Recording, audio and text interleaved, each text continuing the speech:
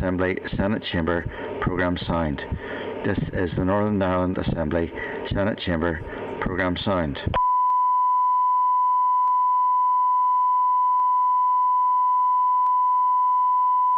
This is the Northern Ireland Assembly Senate Chamber Programme Sound. This is the Northern Ireland Assembly Senate Chamber Programme Sound.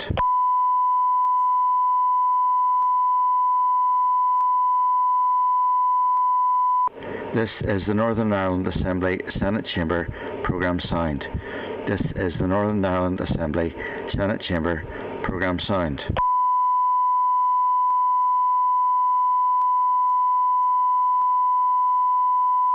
This is the Northern Ireland Assembly Senate Chamber Programme Sound. This is the Northern Ireland Assembly Senate Chamber Programme Sound.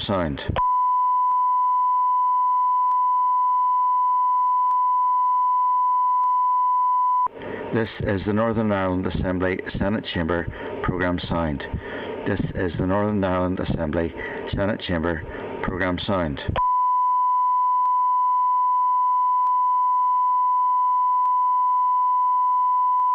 This is the Northern Ireland Assembly Senate Chamber Programme Sound. This is the Northern Ireland Assembly Senate Chamber Programme Sound.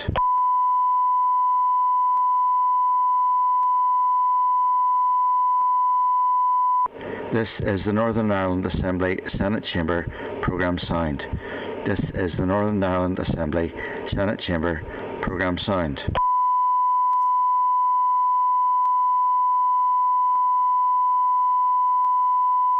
This is the Northern Ireland Assembly Senate Chamber Programme Sound. This is the Northern Ireland Assembly Senate Chamber Programme Sound.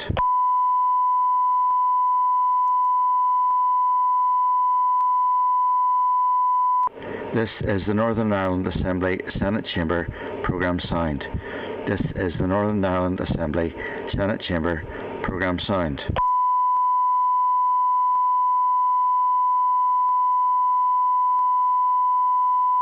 This is the Northern Ireland Assembly Senate Chamber Programme Sound.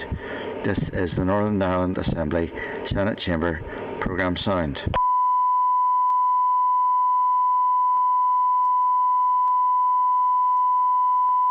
This is the Northern Ireland Assembly Senate Chamber Programme Sound. This is the Northern Ireland Assembly Senate Chamber Programme Sound.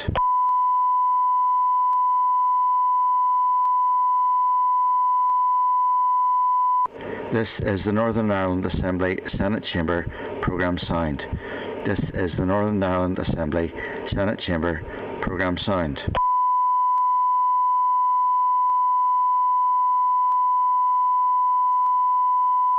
This is the Northern Ireland Assembly Senate Chamber Programme Sound. This is the Northern Ireland Assembly Senate Chamber Programme Sound.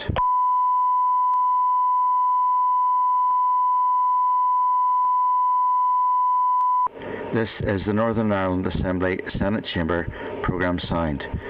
This is the Northern Ireland Assembly Senate Chamber Programme Sound.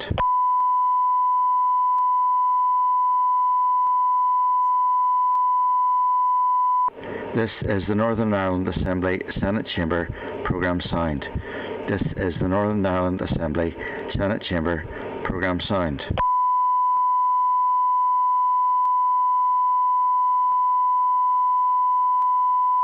This is the Northern Ireland Assembly Senate Chamber Programme Sound. This is the Northern Ireland Assembly Senate Chamber Programme Sound.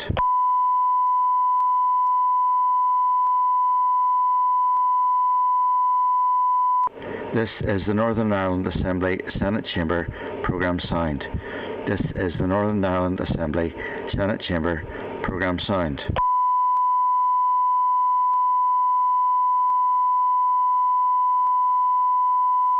This is the Northern Ireland Assembly Senate Chamber Programme Sound. This is the Northern Ireland Assembly Senate Chamber Programme Sound.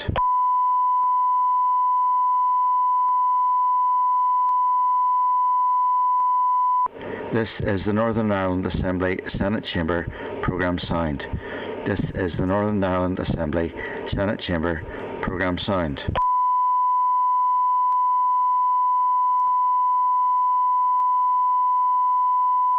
This is the Northern Ireland Assembly Senate Chamber programme signed.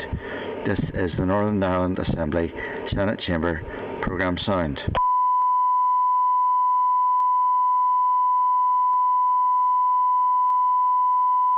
This is the Northern Ireland Assembly Senate Chamber programme signed.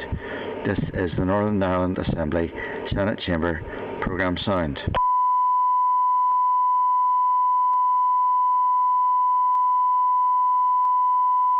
This is the Northern Ireland Assembly Senate Chamber programme signed. This is the Northern Ireland Assembly Senate Chamber programme signed.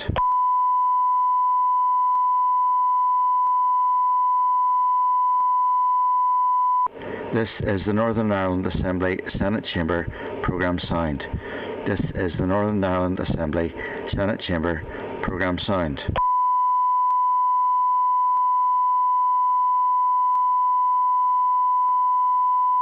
This is the Northern Ireland Assembly Senate Chamber programme signed. This is the Northern Ireland Assembly Senate Chamber programme signed.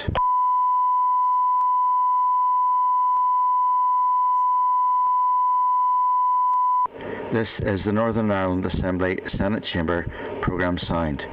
This is the Northern Ireland Assembly Senate Chamber programme signed.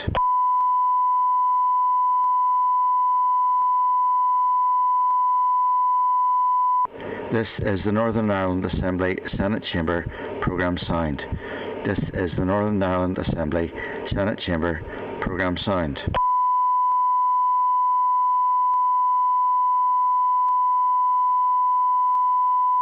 This is the Northern Ireland Assembly Senate Chamber programme signed. This is the Northern Ireland Assembly Senate Chamber programme signed.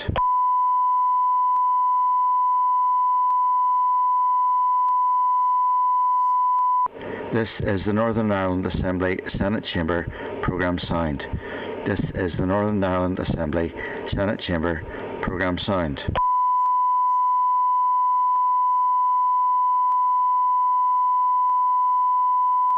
This is the Northern Ireland Assembly Senate Chamber programme signed. This is the Northern Ireland Assembly Senate Chamber programme signed.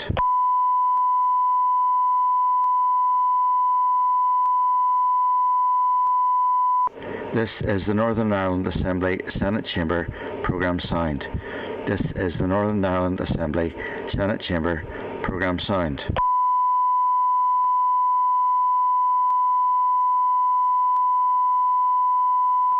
This is the Northern Ireland Assembly Senate Chamber programme signed. This is the Northern Ireland Assembly Senate Chamber programme signed.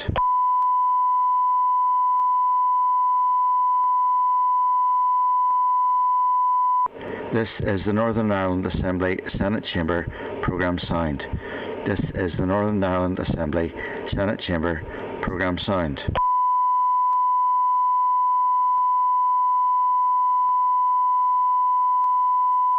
This is the Northern Ireland Assembly Senate Chamber programme signed. This is the Northern Ireland Assembly Senate Chamber programme signed.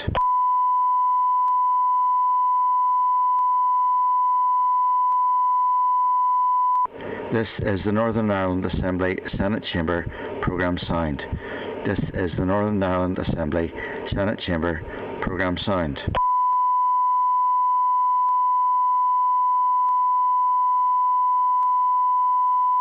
This is the Northern Ireland Assembly Senate Chamber programme signed. This is the Northern Ireland Assembly Senate Chamber programme signed.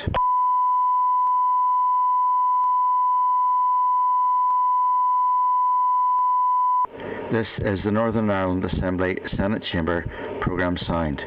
This is the Northern Ireland Assembly Senate Chamber programme signed.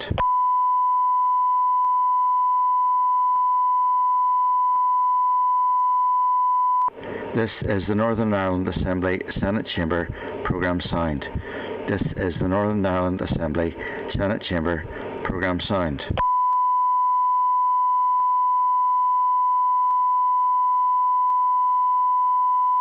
This is the Northern Ireland Assembly Senate Chamber programme signed. This is the Northern Ireland Assembly Senate Chamber programme signed.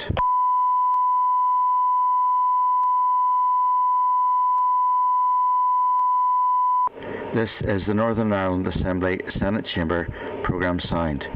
This is the Northern Ireland Assembly Senate Chamber Programme signed.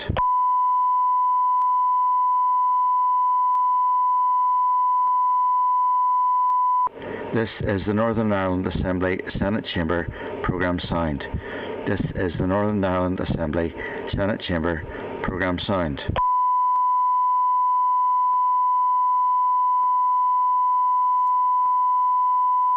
This is the Northern Ireland Assembly Senate Chamber Programme signed. This is the Northern Ireland Assembly Senate Chamber Programme signed.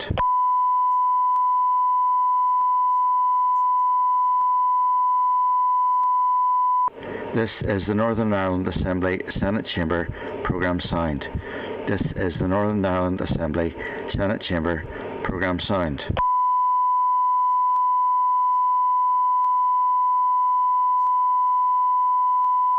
This is the Northern Ireland Assembly Senate Chamber Programme signed.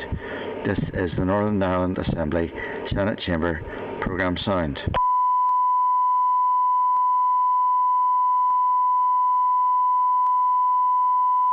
This is the Northern Ireland Assembly Senate Chamber Programme signed. This is the Northern Ireland Assembly Senate Chamber Programme signed.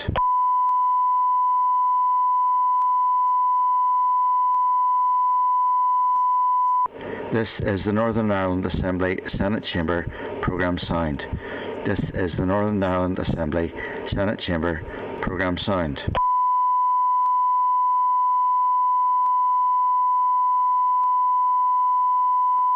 This is the Northern Ireland Assembly Senate Chamber Programme signed.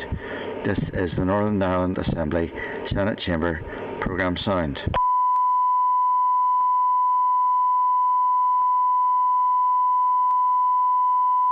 This is the Northern Ireland Assembly Senate Chamber Programme signed. This is the Northern Ireland Assembly Senate Chamber Programme signed.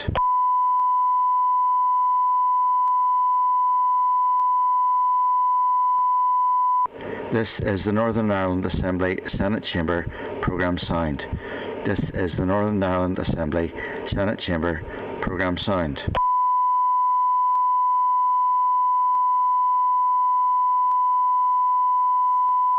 This is the Northern Ireland Assembly Senate Chamber Programme signed. This is the Northern Ireland Assembly Senate Chamber Programme signed.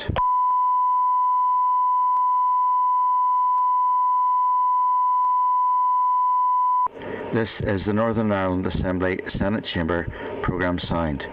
This is the Northern Ireland Assembly Senate Chamber Programme signed.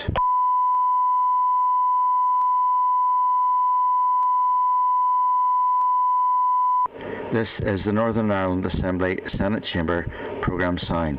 This is the Northern Ireland Assembly Senate Chamber Programme signed.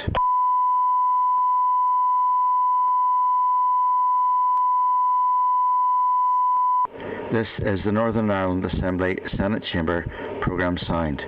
This is the Northern Ireland Assembly Senate Chamber Programme signed. Go on, Melissa, smile. Flip's sake. Right. There are no apologies at present. Notice has been received for any member as delegated authority to nominate member of the committee to vote under Temporary Standing Order 1156. I don't think anybody has. No. Are we aware of any? No apologies. Remind members who are obliged to declare any relevant financial or other interest at each committee meeting as applicable. My bill. Jim, your bill. Stanley. Any others? No. Move on to item number 2, draft minutes of proceedings. And 4 members of the draft minutes are at page 5. Are we content the draft minutes are an accurate recording of proceedings? Gemma? Can I just bring up on page 9 of the pack under the SL1, it says the official joined the meeting at 15:22 and then the official left the meeting at 15:24. Obviously that's a typo. Ian Snowden was here for longer than 2 minutes. So just, that's all. Apart from that, it's okay. Thank you very much indeed for your diligence. I think you should be commended for your diligence. Well done. Must have been I hadn't picked up on that one. That's one. Okay. Well, thank you very much indeed. So, for the exception of the amendment of the timing, if we're content to make those amends to those timings, are we content, therefore, there's an accurate record of the proceedings? Great. And we're happy for these to be published on the website. Agreed. There are no matters arising at present. We move on to the first part of our main business today, oral evidence of the main estimates and budget number 3 bill.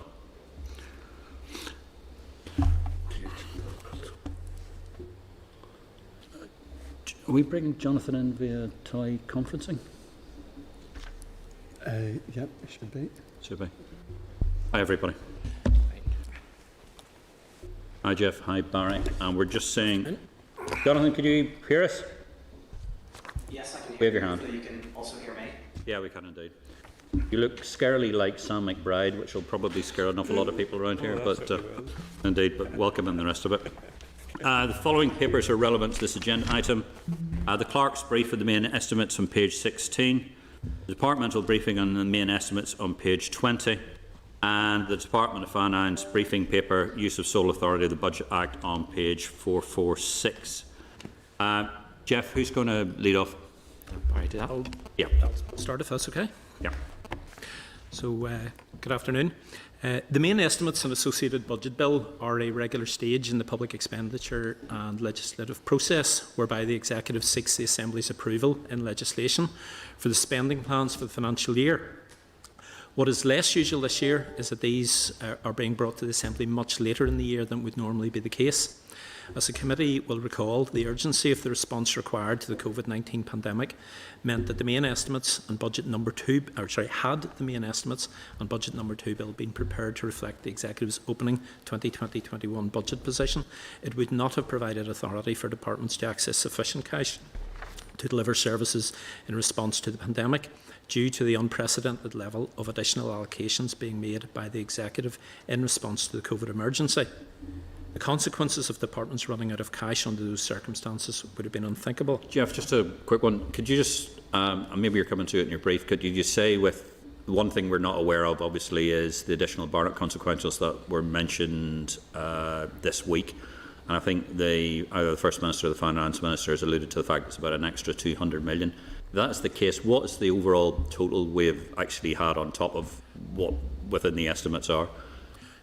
The additional amount is 2.4 billion over and above what we would have. And that includes expected. the 200 additional. Okay, thanks. To compound this, the Executive's expenditure plans continued to rapidly evolve since the start of April, and any attempt to produce an estimates document based on the up-to-date expenditure plans would have meant that it would have been obsolete before it could have been completed. In response to this situation, the Finance Minister asked the Assembly to pass a budget bill seeking the Assembly's approval for a further vote on account to ensure that departments would have access to the cash needed to continue to deliver services until the autumn. And the Assembly passed this as the Budget No. 2 Act Northern Ireland 2020 in June. Following the Executive's agreement of a series of allocations in response to the COVID-19 pandemic and to support the economic recovery, which the Finance Minister announced on the 24th of September, there is now an opportunity for the 2020-21 main estimates to be considered based on the Executive's up-to-date expenditure plans. This Budget No. 3 bill gives formal authority for the expenditure plans set out in the main estimates for the 2020-21 financial year, which were laid in the Assembly yesterday. A background paper was provided to committee last week which sets out the overall context, including a summary of the allocations which the Finance Minister has announced. Whereas the main estimates and corresponding budget bill would normally be introduced at the start of the financial year and so would be written to the Executive's opening budget position, these main estimates and budget bill have been written to reflect the Executive's up-to-date expenditure plans, including just over 2.3 billion of allocations which have been or are anticipated to be made in response to COVID-19 and for the economic recovery. As explained in the briefing paper, the main estimates and budget No. 3 bill contain two elements of headroom, which I'll just explain. These are 600 million resource headroom for the Department of Health. The reason for this is that the Executive has agreed to hold this sum centrally from the monies confirmed by the UK Government, pending an assessment by the Department of Health as to the amount that it will require for the remainder of the financial year. As Health could bid for the full amount of this, the decision was taken to include this headroom to ensure that Health will have access to sufficient cash to spend this allocation if and when the Executive agree to make it. And the second element of headroom is for £30 million for the Executive Office, in anticipation that the Northern Ireland Investment Fund will require a further allocation of £30 million of financial transactions capital. As the Executive is currently holding an amount of 100 million FTC, it is reasonable to assume that the Executive would agree to allocate that full 30 million if and when it is bid for. It hasn't been bid for? I understand that it will be part of October monitoring. And is that possibly for McGee, or is it, or No, that's for the Northern Ireland Investment Fund, so that's for the fund that looks at, it's the private sector fund that looks at primarily, I think, at things like Grade A, office accommodation, areas like that. yeah, not 30s, we're looking on the October monitoring round? Yes, it's anticipated to be part of October monitoring, yeah. Maybe it is Sam McBride trying to get in? As well as seeking approval for the expenditure for the remainder of the 2020-21 financial year, the bill, together with the associated statement of excesses, seeks approval to regularise the excess expenditure which occurred in 2016-17 year. Following the collapse of the Executive at the start of 2017, no spring supplementary estimates or associated budget bill could be progressed by the Assembly that year. And as a result, a number of departments which had received in-year allocations through the monitoring round process during 2016-17 financial year exceeded the cash and resource limits set by the Budget Act Northern Ireland 2016 and the Budget No. 2 Act Northern Ireland 2016. These resulted in excesses being incurred by the departments and the other bodies concerned. In the normal course of events, once these excesses had been examined and reported on by the Controller and Auditor General, they would have been considered by the Assembly's Public Accounts Committee during the year after they were incurred, and provided the Public Accounts Committee was in agreement, they would have been included in a statement of excesses alongside a budget bill in 2018. However, as the Assembly did not sit again until 2020, the Assembly's Public Accounts Committee had not been able to consider the CNAG's report on these excesses until July of this year. This, therefore, is the first opportunity for these excesses to be regularised through the Statement of Excesses and their inclusion in this Budget No. 3 bill. While the majority of these excesses would not have occurred had the spring supplementary estimates been passed at the start of 2017, I just would highlight that there was an amount of 2.22 million for the Health and Social Care Pension Scheme that would still have occurred as a result of the current service costs used in the budgetary process being underestimated as a result of actual payroll details not being available at the time. So therefore it would have still been an excess. The details of each of the excesses and the Public Accounts Committee's recommendations are contained in the Public Accounts Committee's report on the matter. As you know, as with any budget bill, a critical issue is the need. Sorry, have we had a? Did the excess actually go to the PAC since it's been reconstituted? It did, yes, it did. The committee considered their report, I think it was the 9th of September. Right. Okay. First meeting. I think a copy, we had forwarded a copy of the report, sorry, with the briefing. As you know, as with any budget bill, a critical issue is the need to seek the Committee's agreement to accelerated passage under Standing Order 42.2 in respect of the Budget No. 3 bill. Of course, this can only be given on the basis that there has been appropriate consultation, and our main purpose here today, therefore, is to assist the Committee with its scrutiny of the main estimates, the Statement of Excesses and the associated Budget No. 3 bill. Chair, these are the key issues that I'd like to highlight now, and we're happy to take any further questions. Okay. Thank you very much indeed. Okay.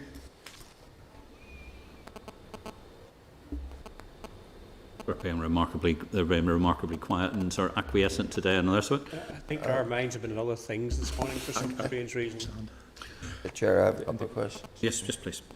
Could I take you to the, because I've more or less lost track of this, the RHI overspend at page 42 of the estimate. It shows that £33.4 million is appearing in the AMI spend. Yes?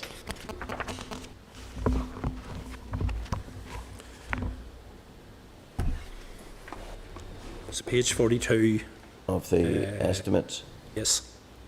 You see, Yes, sorry, 33 A14. 470, yes. Is that,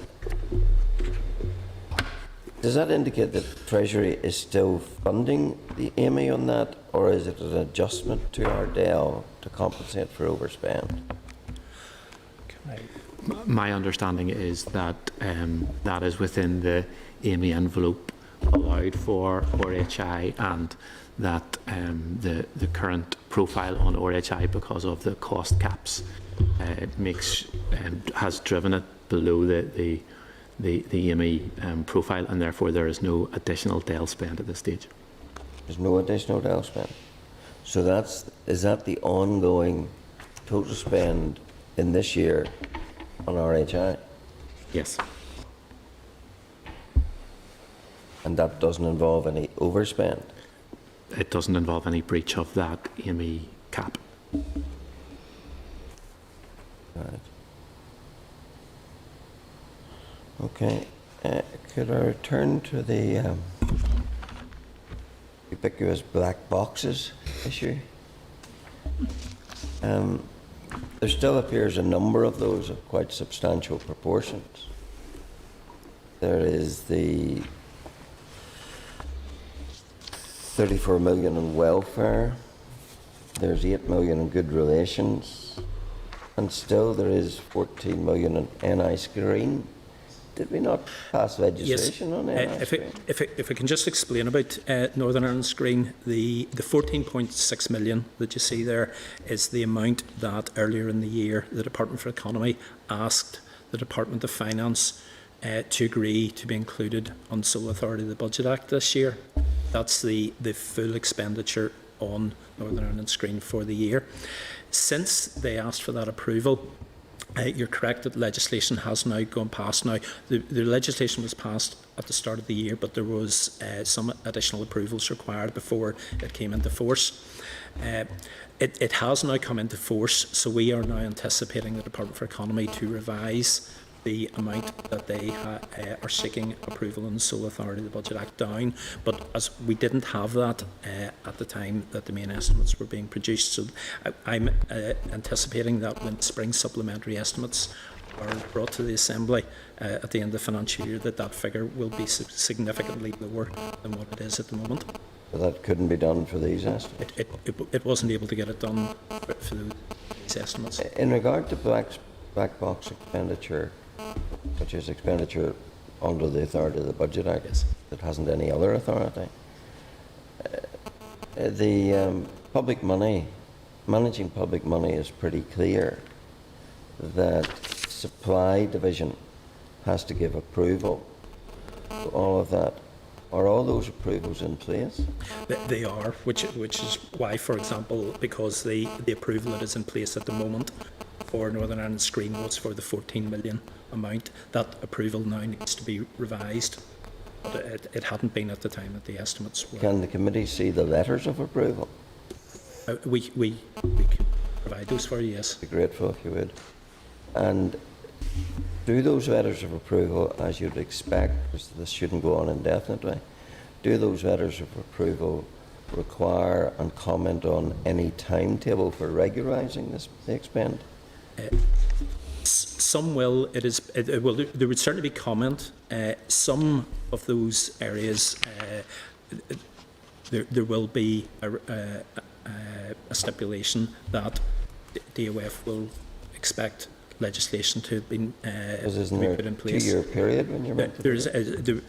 It would normally be less than a 1.5 million threshold or a 2-year period. Yeah. So there are some as well where legislation, for example, the welfare reform mitigations, we had actually expected that legislation would now have been in place for that. However, that is still being considered at the executive, so I'm not able to be able to confirm. Well, many of those black box expenditures are in excess of the 2-year period.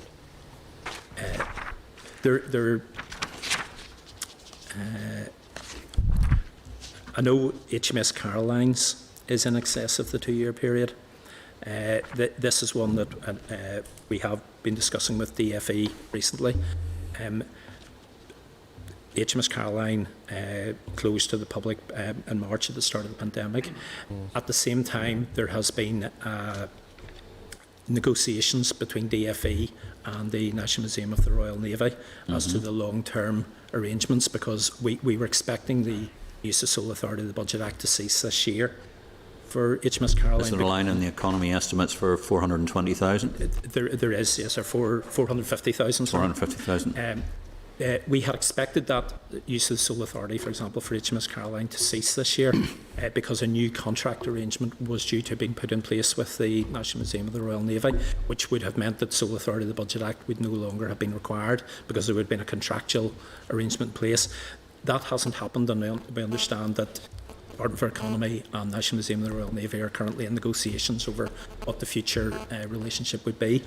The 450,000 that you see there is what Department for Economy had asked for approval for us to agree to allow or to ensure that the ship is maintained as an attraction in the interim while those future contractual arrangements are in place.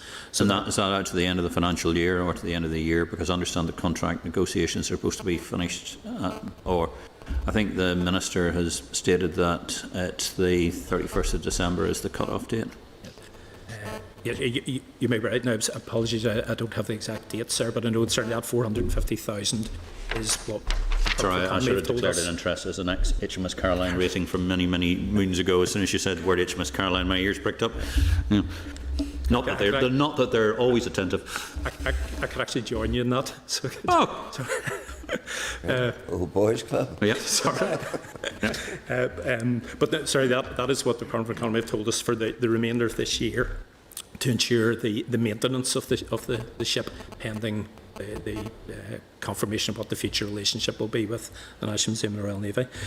Northern Ireland Screen, as you've already mentioned, that has been running for more than 2 years because we have been awaiting this legislation, because the Assembly hadn't been sitting.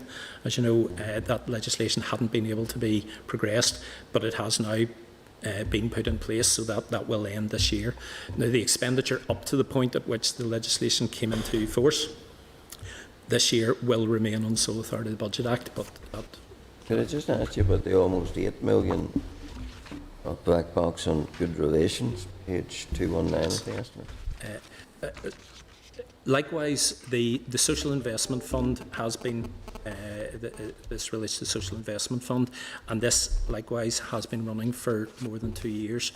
It was, when it was first began, it was initially, the expenditure was initially on the sole authority of the Budget Act pending legislation being brought forward. However, again, when the Assembly stopped sitting, it was no longer possible to bring any legislation forward. Now that the Assembly has been restored, the Executive Office, the information from the Executive Office is that the expenditure is due to be wound up. And initially, it was thought that it would cease in this current calendar year, the 2020 calendar year. My understanding is that there has been some delay, so it will extend into the 2021 calendar year, but not beyond that. So therefore, by the time any new legislation could actually be progressed through the Assembly, it would be obsolete. So we would anticipate that the expenditure on this until the Social Investment Fund ceases, that it will remain on sole authority for the Budget Act. You just give them a buy ball in that? Well, if it's not physically possible for the Executive Office to bring legislation through the Assembly before the fund ceases, and given that the Executive had committed to the Social Investment Fund, we were sort of left with that decision to make, and it had been approved. It made use of sole authority of the Budget Act during the time that Budget Acts were being passed through Westminster, and this is just the tail of the programme. So each of these approval letters that you're going to let us see will set out the rationale for approval in each case? Well, they will certainly confirm the amounts and the terms. Whether the rationale is actually set out in the approval letter or in the supporting correspondence, it may, without having each letter in front of me, I can't say that it'll all be in the approval letter itself, but it will be in the supporting correspondence that there's been between the departments and DOF. Thank you for now. Thank Okay, Jim. Paul? Yeah, thank you. Thanks very much for your presentation. Of course, the Minister made a statement last week about flexibilities, requesting flexibilities from the Treasury, one of them being on the transfer of money from capital resource. What work has been done within the department if that wish was ever to become true? So you're correct that the Minister is speaking with Treasury on that particular issue, as are all devolved administrations, seeking to find additional flexibility in order for us to manage the budget within the resources that we have, rather than asking for additional resources in one category or another. We have been monitoring the overall budget position and continue to do so. We do that on a monthly basis with returns from departments to ensure that our overall spend is within our controlled total limits. The flexibility that we would be requesting potentially could extend into future years, and at that stage a more strategic decision could be taken on what the overall capital and resource envelopes look like. We would only have the fuller picture once we have the spending review outcome, and allows us to see what our normal resource and capital envelope would be, to understand then the degree to which we can flex within that.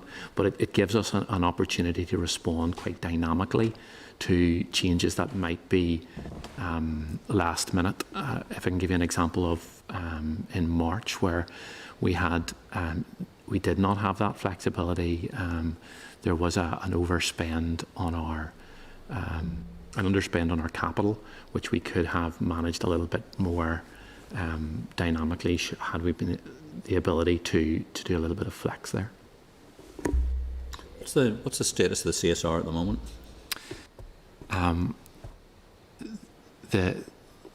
The Chancellor has, as you know, he has cancelled the UK autumn budget. The word that we have from Treasury officials is that they are still aiming to have a multi-year spending review, which will be published in the autumn. And we have no, despite repeated pressing on what autumn means, we have no further clarity on that. The 21st of December. Absolutely, yes. So can I ask them, if I'm reading what you're saying right, not so much, whilst the Minister asked for a whole suite of tools with regards to flexibility in a statement, the one around transferring money from capital to resource, what you're saying to me is then it would really only be a spring action or a late winter action when you realised that there would not be a fulfilling of capital spend, rather than moving money from capital to resource in the general sense. So it would, for future years, it would be helpful, and we could do planning on that process. For the current year, if we had flexibility on resource and capital, it would allow us to respond very quickly to emerging pressures. So if there was a continuation of the second wave of COVID, or into a third wave of COVID, and pressure was apparent in the health system, for instance, on staffing costs, and we knew that because of the third wave and associated lockdowns that capital projects were being delayed, we could at that stage then transfer funding from capital to resource to manage those pressures. But it is, at this stage, it would be a reactive understanding the wider picture. Is that a good example? Because it seems to me, and it might be the case, that the Health Minister is giving money back on resource, because he can't. You can't increase staff costs if you don't have additional staff, if you know what I mean. So, and then of course that's a slow burn, cog turning slowly machine in that regard with training staff. But does that does the department, have they gauged the reaction to that statement from last week on people throughout departments and in the private sector with regards to the reaction and how they'll plan for the year ahead if they think that they won't have the capital spend that they would have expected? I mean, I think, yes, it's probably not the greatest example on health, and apologies for that, but and it is an ability for us to flex whenever we see the system moving in front of us in terms of resource pressures and capital pressures. On your second point,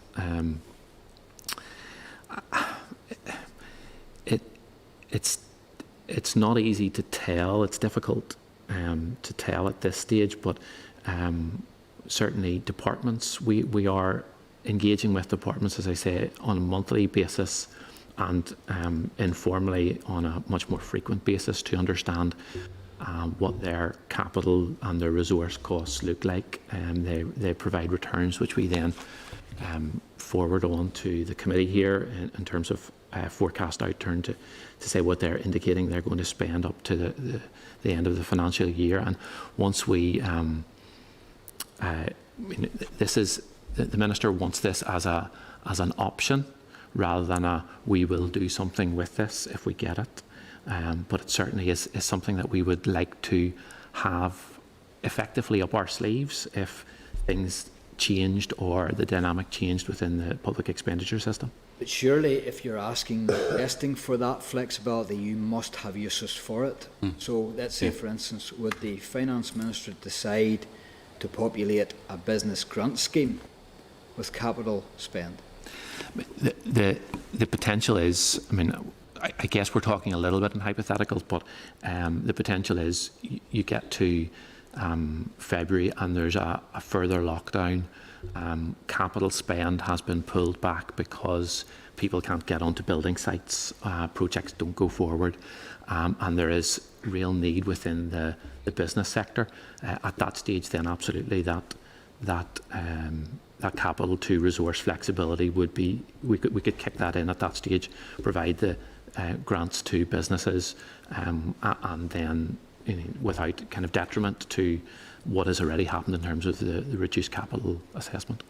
But again, there should be no reason why building sites, in true sense, couldn't continue through a lockdown.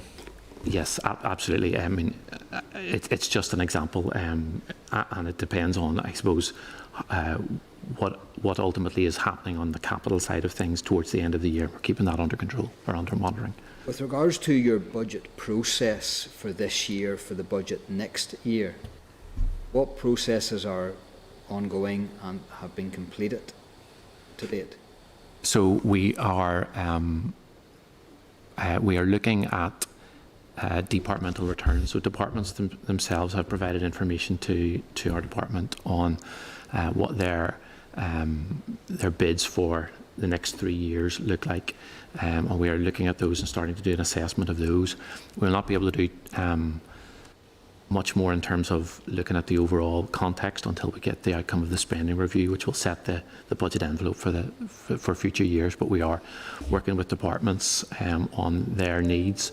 The Minister will be meeting with his ministerial colleagues bilaterally in the coming weeks to get a better assessment from them of their needs and what the pressures look like for their departments and where things can be changed or assessed. In the vacuum of not having an autumn budget or a statement from the Chancellor, what figure or envelope do you go by? Do you go by the year previous, give or take tolerance of 5 or 10%? How does it work? So the way that it works on the ground is that we will create a baseline for departments, and that will look at previous year's spend, and then we will strip back anything that is time bound. So if a programme is due to come to an end, we'll take the funding out from that from the department, and we'll give them effectively a baseline position. Now, how that baseline then is impacted going forward will depend on what that overall number looks like. So for some departments, that baseline could increase, some departments it could reduce, some departments could stay the same. We just don't know yet what that bigger impact, and it will depend on what pressures there are in the system. So some departments may be able to survive relatively well on a baseline position, and some departments, because of new or emerging issues, will require additional funding. And it's that kind of those issues that were being teased out and will be teased out with the bilateral engagement with the Minister. When's your next deadline? In some ways, our next deadline is a waiting game for the spending review outcome. And you can do no more until that? There are things that we can do in the background in terms of liaising with departments and engaging on that process, but that will be the key driver for how we go forward. Okay, final question, Chair. Main estimates this period we're looking at, what's in that scares you that you haven't yet told us about?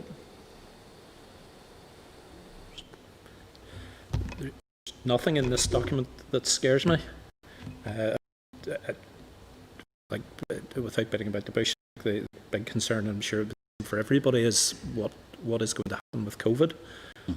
Because obviously we have written this document to the Executive's up-to-date position based on our knowledge of the funding that has been raised locally, plus the block grant and the Barnett consequentials that we received.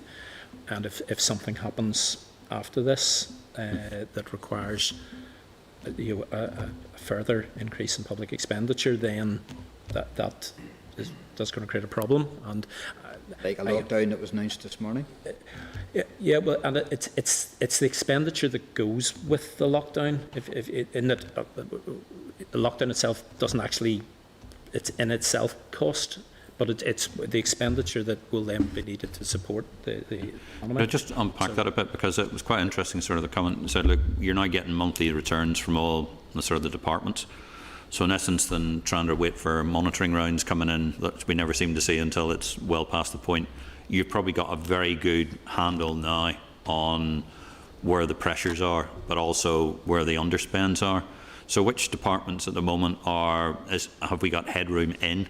Because bearing in mind, one of the things we do want to see is, as much as this 200 million that's come in from Barnett consequentials for business support goes directly to business support, but how much other areas of headroom have we got?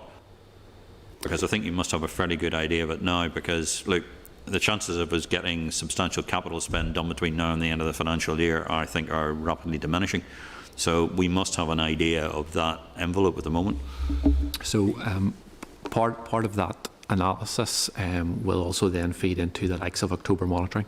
So departments have been... Which it is, it's October now. Yep. Yes, so departments have been engaging in that, and we're just finalising that piece of work at the minute.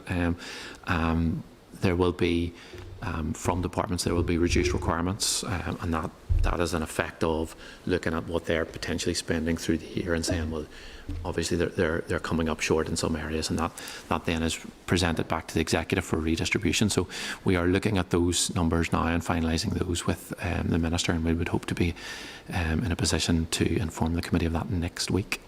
Well, that's good, because we've got a real problem here in that any of the identified savings that we have, and bearing in mind it has to be spent in year.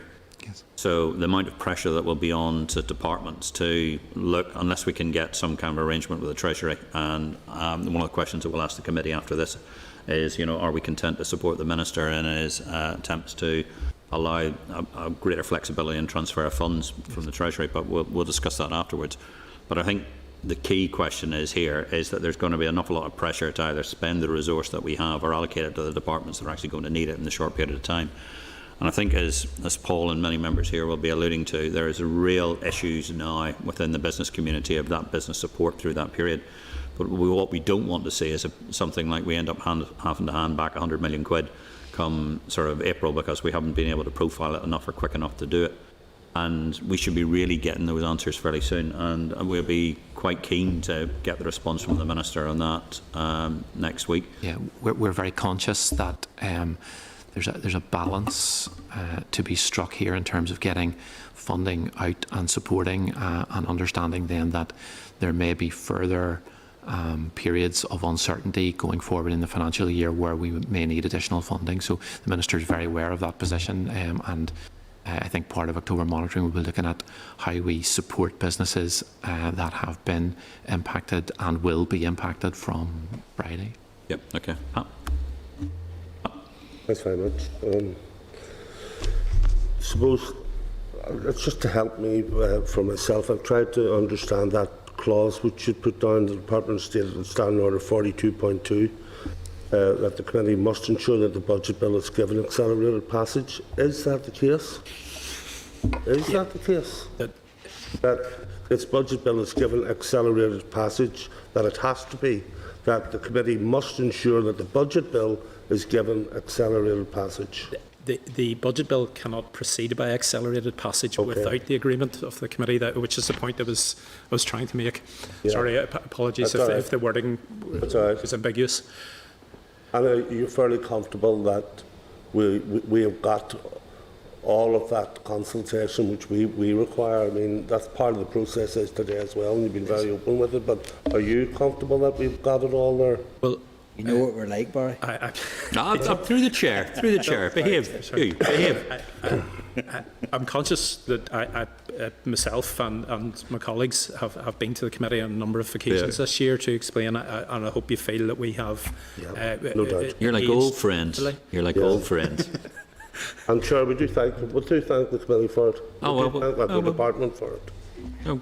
On the 6th of October, sir, the Minister had written to the Treasury to allow carryover of increased underspend from the financial year for the pandemic. Is there more specific areas that the department have identified, taking in mind where we are with COVID for that underspend? I mean, is it coming out from what has been stated in the House this morning by the First Minister? I know you haven't got the crystal ball, but can you give me a wee bit more information on that? So I think that refers to underspend from the last financial year, so at the end of March, because of COVID and the implications of COVID, a number of areas weren't able to spend fully. So we had a small underspend in capital that we couldn't manage within our overall budget exchange scheme limits.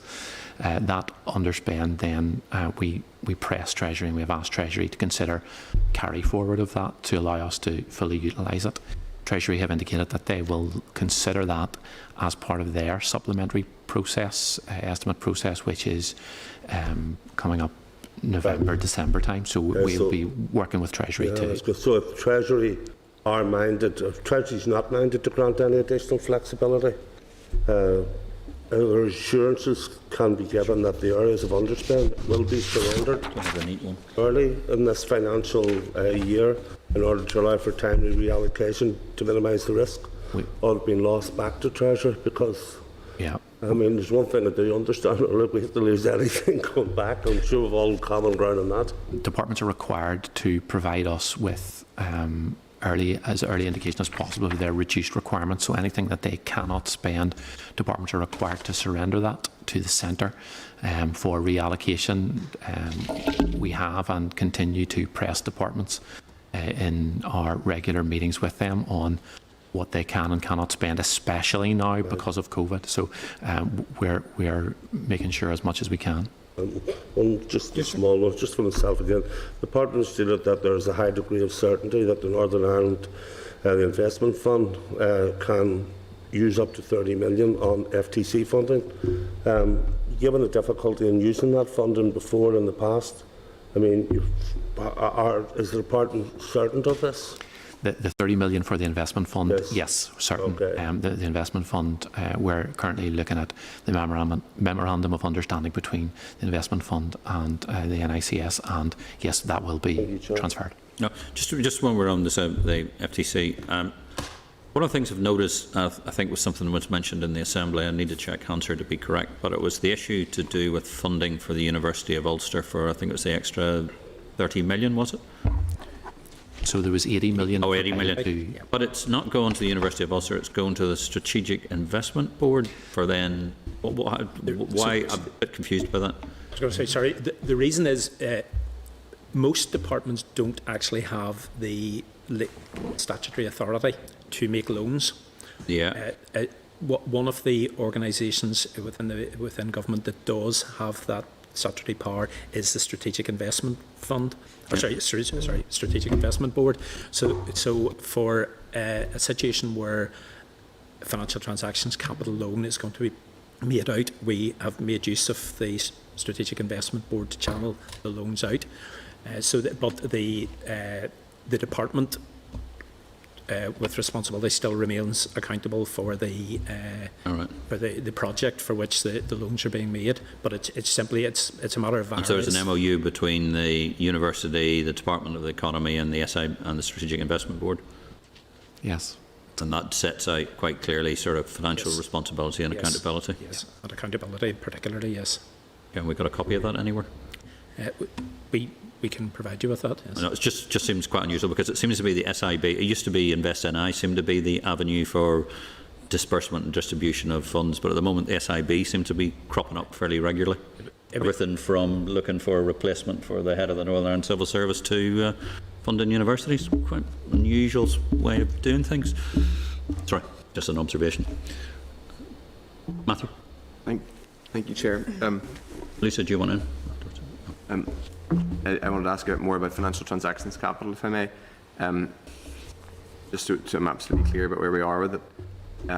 The briefing note provided to the committee talks about the executive retaining 100 million FTC, but as we've just discussed, 30 million of that is going to the Northern Ireland Investment Fund. So that means there is,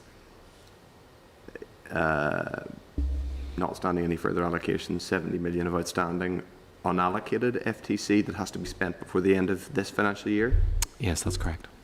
And there is, I suppose, just for the sake of getting a clear answer, from the Department of Finance's perspective, that FTC allocation is sort of not floating around, but it could be used for anything within the parameters of, so it could be used, for example, to fund further business support schemes.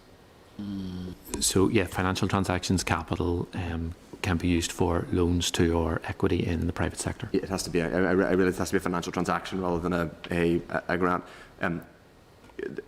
With respect to a little bit of probably strategic vagueness earlier on around the flexibilities that are being asked for from Treasury, and I think the Finance Minister was probably for a good reason vague about what exactly was being asked for from the Treasury.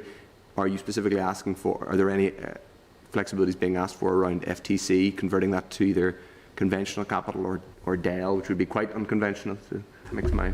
There's no specific request around that area, simply because of the way the Treasury rules work. It would probably be unacceptable to them, but there is, I mean, one of the requests that we will be considering, or the Treasury will be considering, would be additional carry forward, which would allow us to carry forward additional funding rather than the cap that we have currently on FTC. So carrying forward the FTC, I mean, including, so that 70 million could be carried forward? Yes.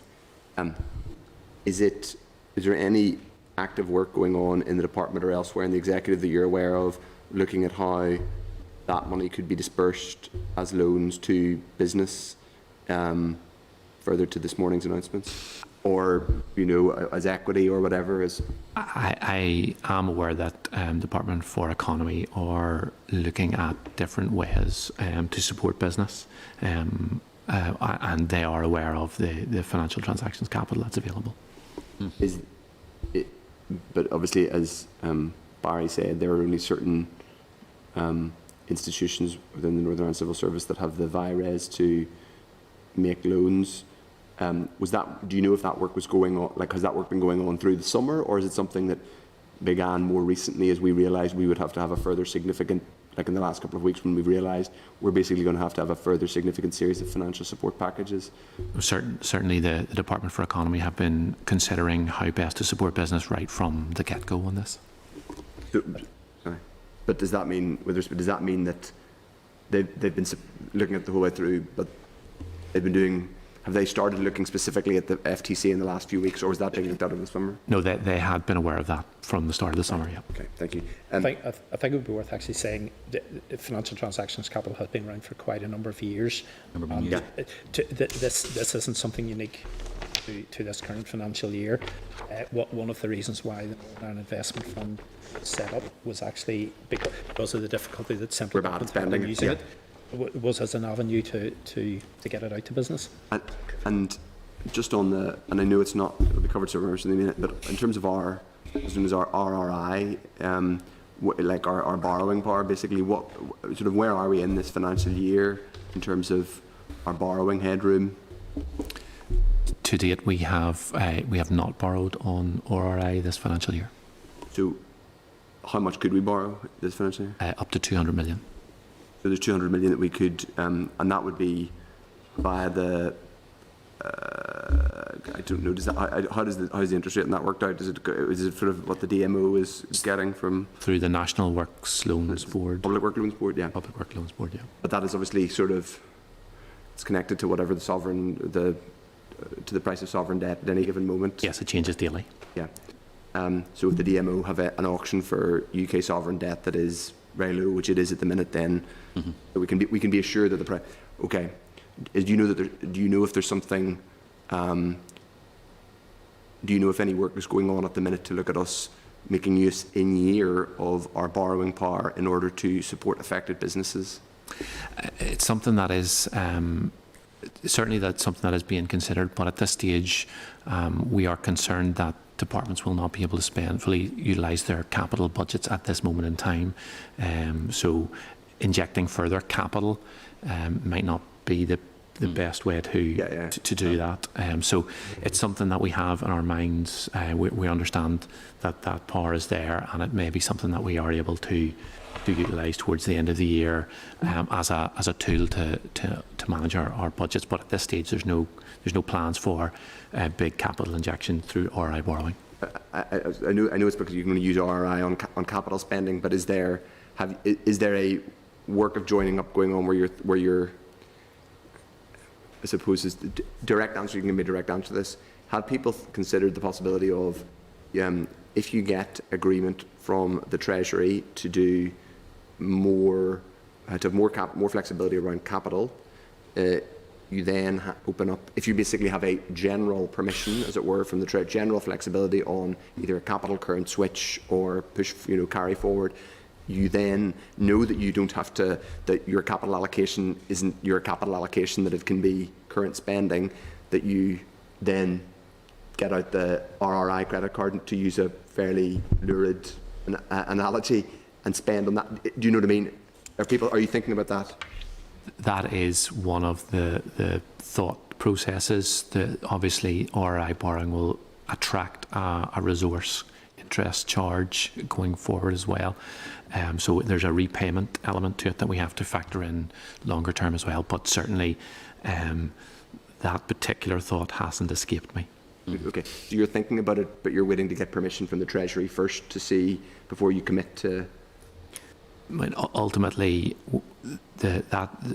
further flexibility will depend on Treasury's approval, and we can't really do anything until we know that. And if there is approval in that area, the extent of that approval, it may be quite limited. Okay. So, yeah. Would we be making a special case, bear in mind, come 1st of January, we're into this sort of hybrid world that we will be here. Now, I understand one of the issues with Treasury is that they want to have a commonality across the devolved administrations.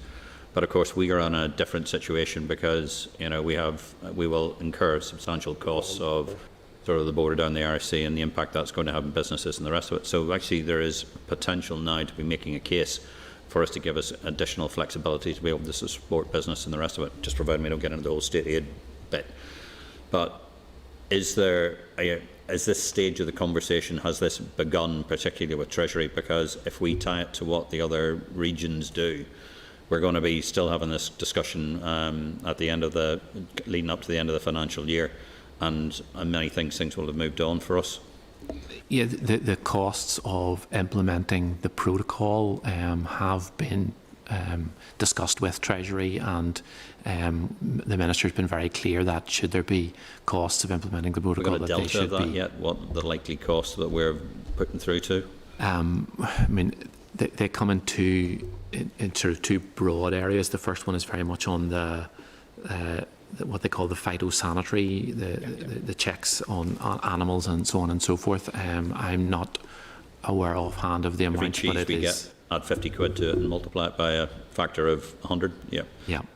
So it's understanding those. I'm not aware, but I believe it's in the is it over £100 million?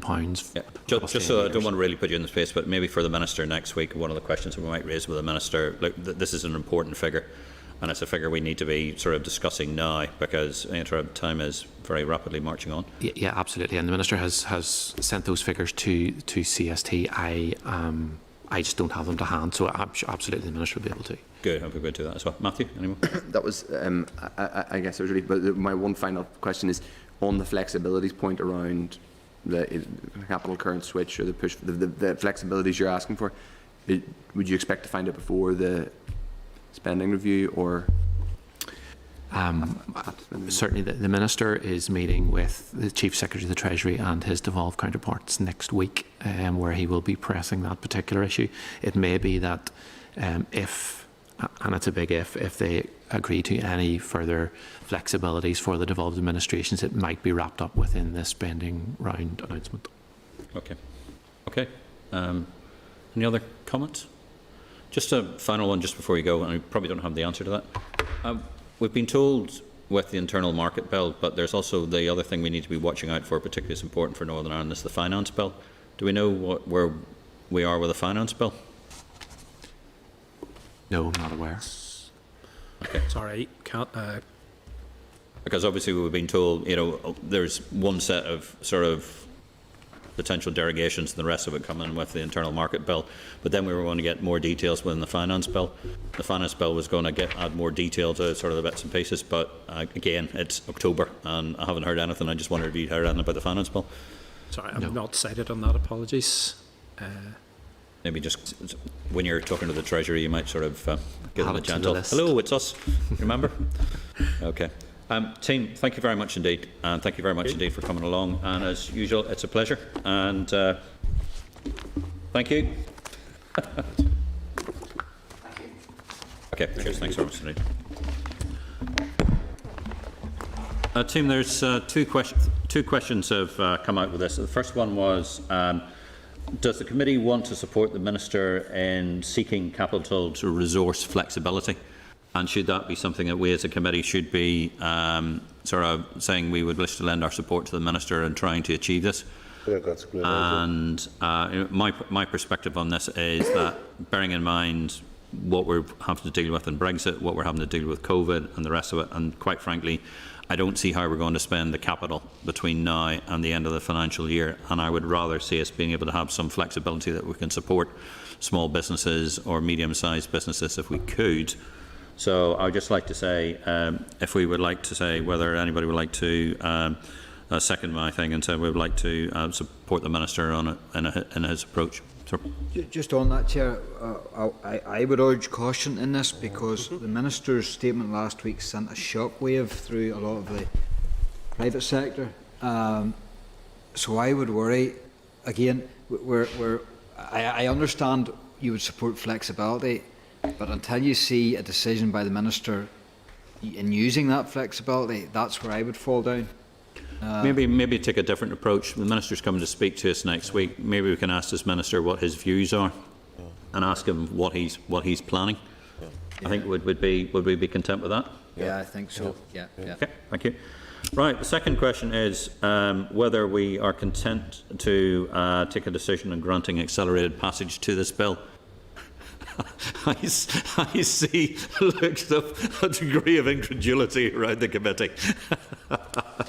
In that here we are, X number of months down the line, and being asked to grant accelerated passage to the bill. However, if members are content to proceed with the decision about granting accelerated passage and looking, oh, Jim's missing, doing that as well, I think the majority of us would like to put it to that position. So therefore, if we are content to proceed with this position, I would like to put to the committee that the Committee for Finance is satisfied that there has been appropriate consultation with it on the public expenditure proposals contained in the Budget No. 3 Bill, Northern Ireland 2020, and is content to grant accelerated passage to the bill in accordance with Standing Order 42.2 if accelerated passage is agreed.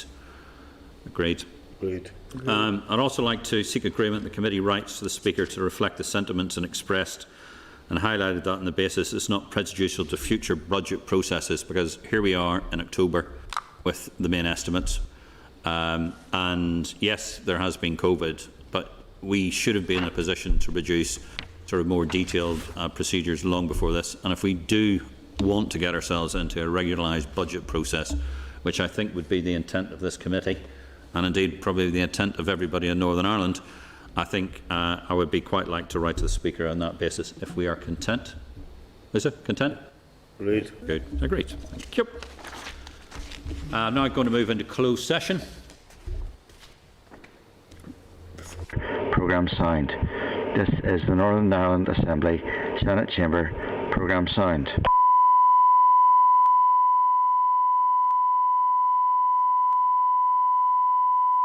This is the Northern Ireland Assembly, Senate Chamber.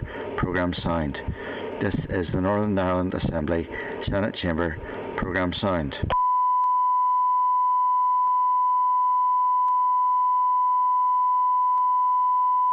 This is the Northern Ireland Assembly, Senate Chamber. Programme signed. This is the Northern Ireland Assembly, Senate Chamber. Programme signed.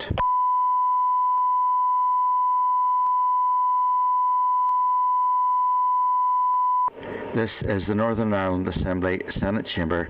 Programme signed. This is the Northern Ireland Assembly, Senate Chamber. Programme signed.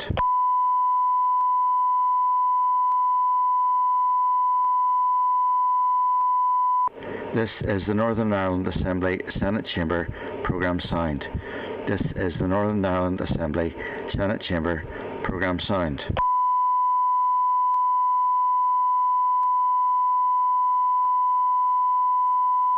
This is the Northern Ireland Assembly, Senate Chamber. Programme signed. This is the Northern Ireland Assembly, Senate Chamber. Programme signed.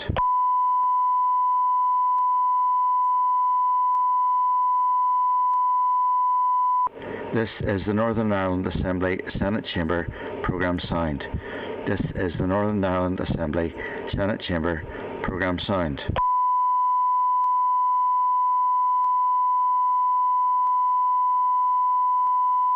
This is the Northern Ireland Assembly, Senate Chamber.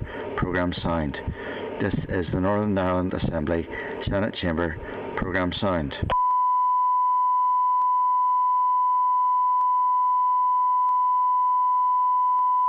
This is the Northern Ireland Assembly, Senate Chamber. Programme signed. This is the Northern Ireland Assembly, Senate Chamber. Programme signed.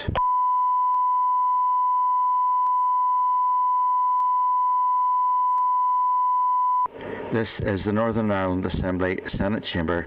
Programme signed. This is the Northern Ireland Assembly, Senate Chamber. Programme signed.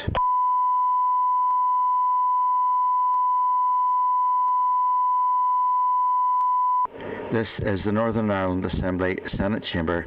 Programme signed. This is the Northern Ireland Assembly, Senate Chamber. Programme signed.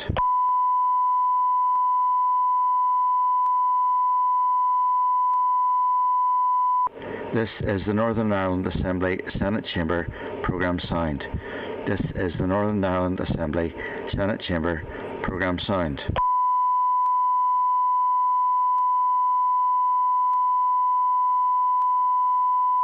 This is the Northern Ireland Assembly, Senate Chamber. Programme signed. This is the Northern Ireland Assembly, Senate Chamber. Programme signed.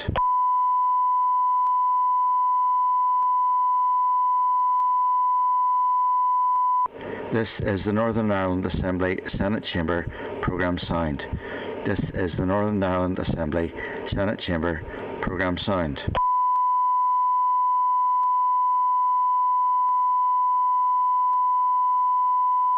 This is the Northern Ireland Assembly, Senate Chamber. Programme signed. This is the Northern Ireland Assembly, Senate Chamber. Programme signed.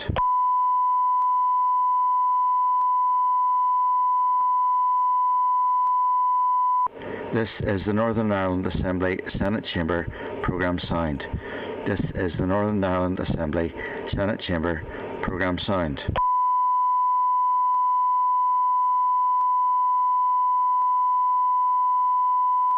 This is the Northern Ireland Assembly, Senate Chamber.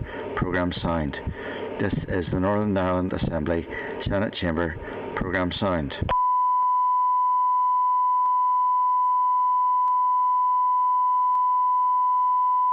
This is the Northern Ireland Assembly Senate Chamber programme sound.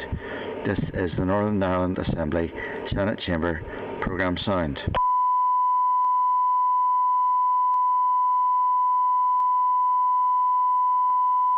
This is the Northern Ireland Assembly Senate Chamber programme sound. This is the Northern Ireland Assembly Senate Chamber programme sound.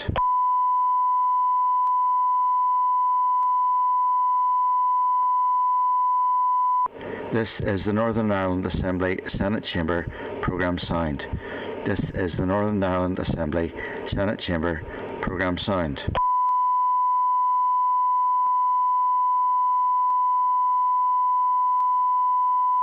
This is the Northern Ireland Assembly Senate Chamber programme sound. This is the Northern Ireland Assembly Senate Chamber programme sound.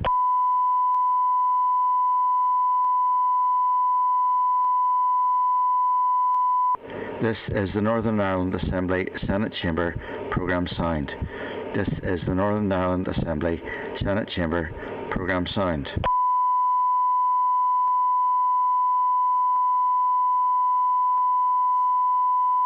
This is the Northern Ireland Assembly Senate Chamber programme sound. This is the Northern Ireland Assembly Senate Chamber programme sound.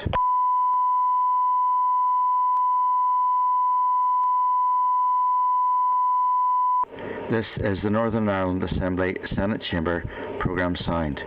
This is the Northern Ireland Assembly Senate Chamber programme sound.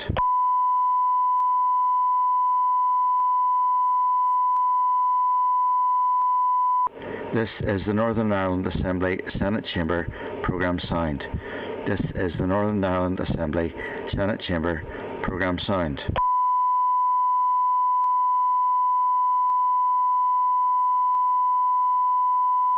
This is the Northern Ireland Assembly Senate Chamber programme sound. This is the Northern Ireland Assembly Senate Chamber programme sound.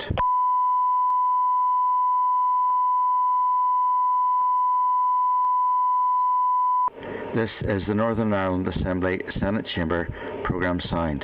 This is the Northern Ireland Assembly Senate Chamber programme sound.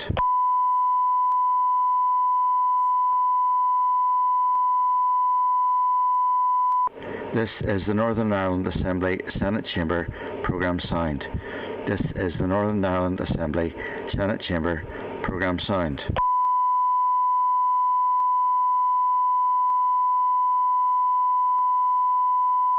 This is the Northern Ireland Assembly Senate Chamber programme sound. This is the Northern Ireland Assembly Senate Chamber programme sound.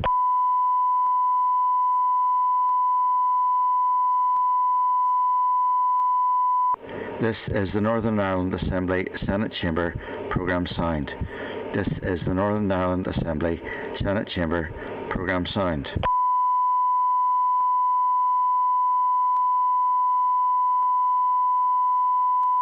This is the Northern Ireland Assembly Senate Chamber programme sound.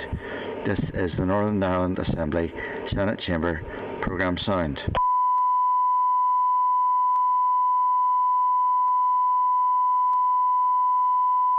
This is the Northern Ireland Assembly Senate Chamber programme sound. This is the Northern Ireland Assembly Senate Chamber programme sound.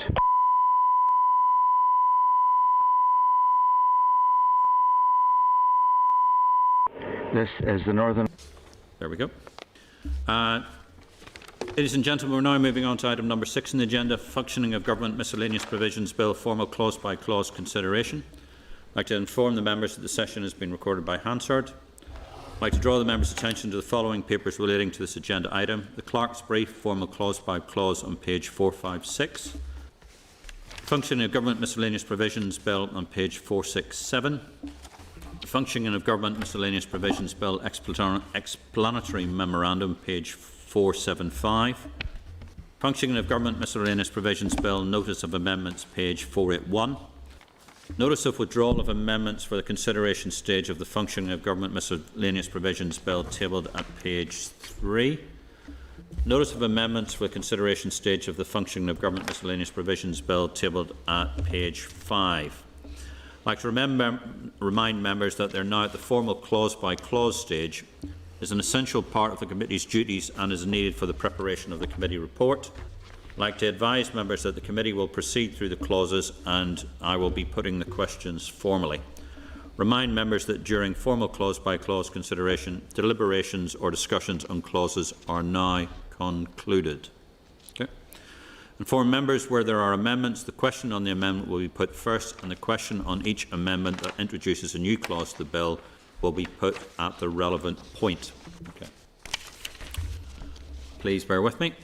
Starting with the first one is Clause 1, Amendment of the Civil Service Special Advisers Act Northern Ireland 2013. Clause 1, subsection 2. One technical amendment is proposed by the bill sponsor. I'd like to put the question, is the committee content with the amendment proposed by the bill sponsor to subsection 1, subpara 2? Yes. Great. Moving on to Clause 1, subsection... No. I'm not content. Sorry, you need to speak up. I'm not content. These were the amendments to the clause or the clause? No, to the amendment. Amendments.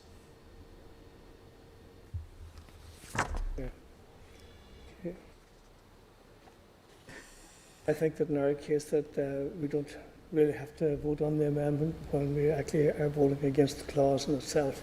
So it's immaterial whether we vote on the amendment or not. Yep.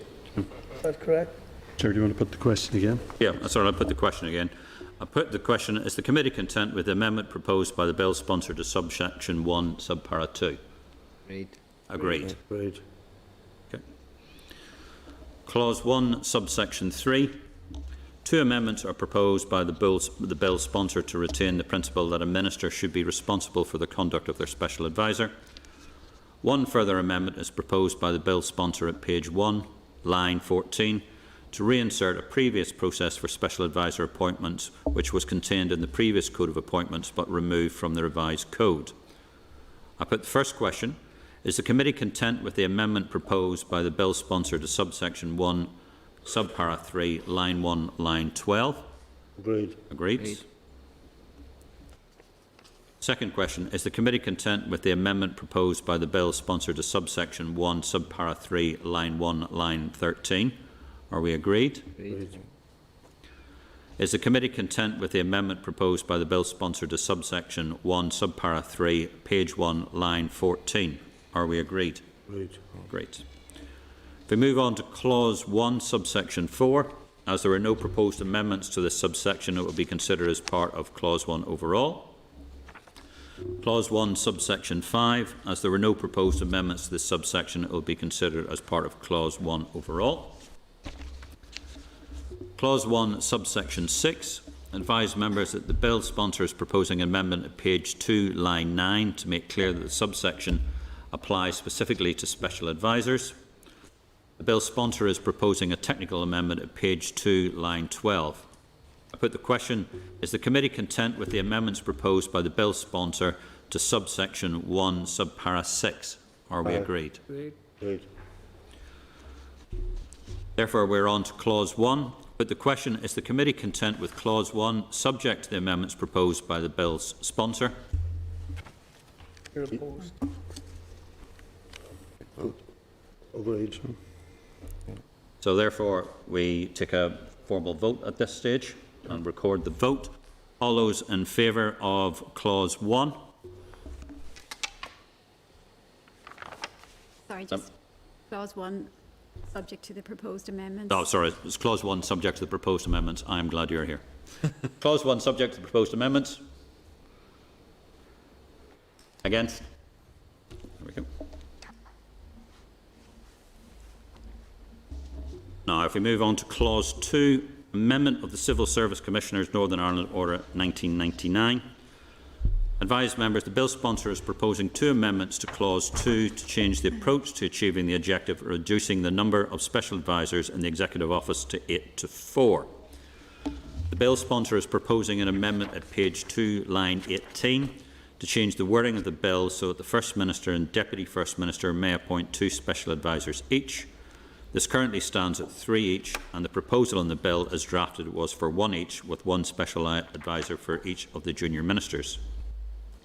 The bill sponsor is proposing an amendment at page 2, line 19, to remove the facility for junior ministers to appoint special advisors.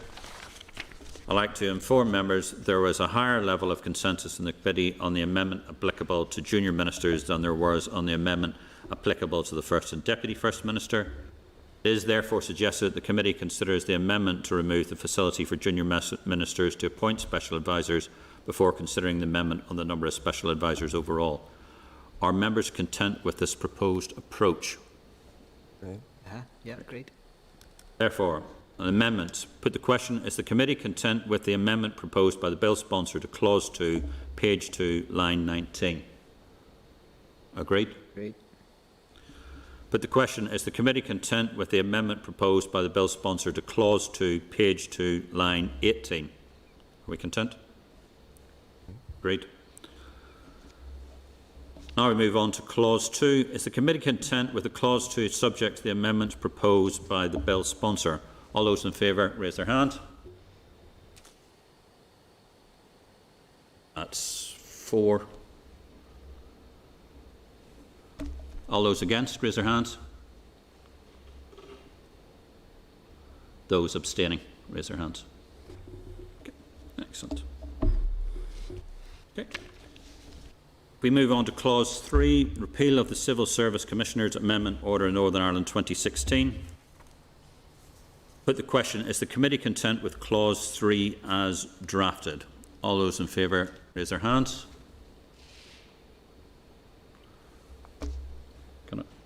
Against? Clause 4, Special Advisers in the Executive Office. Advised member, the bill sponsor is proposing 1 technical amendment to Clause 4. Put the question, is the committee content with the amendment proposed by the bill sponsor to Clause 4? All those in say agreed? Agreed. Against? Move on to Clause 4. Is the committee content with Clause 4 subject to the amendment proposed by the bill sponsor? All those in favour raise their hands. Those against? Sorry, Chair, just to be clear, can you ask members again favour, because I wasn't sure. Favour. Jim? That's fine.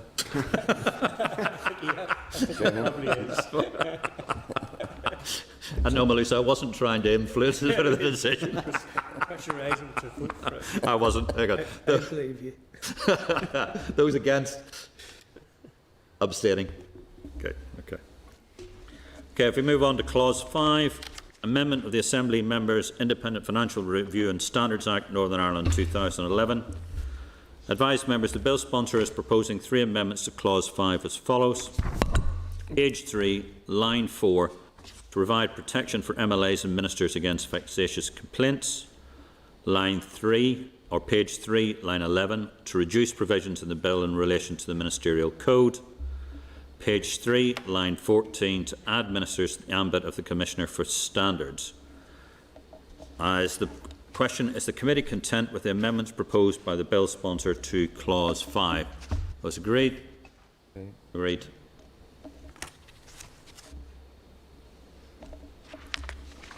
Those against? Oh, sorry. Pardon, so on to Clause 5 now. Formulate Clause 5. Clause 5, put the question, is the committee content with Clause 5 subject to the amendments proposed by the bill sponsors? Those agree? Agreed. And against? Okay. We move on to Clause 6, Record of Meetings. Advise members, the bill sponsor is proposing 1 amendment to Clause 6 to reduce the burden of what must be recorded. The amendment, is the committee content with the amendment proposed by the bill sponsor to Clause 6? Those in favour say aye. Aye. Against? Move on to Clause 6. Put the question, is the committee content with Clause 6 subject to the amendment proposed by the bill sponsor? All those in favour say, or all those in favour raise their hands. Those against?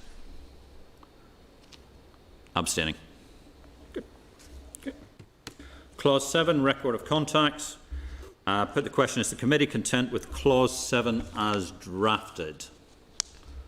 All those in favour say aye. Aye. Against? There we go. Yeah.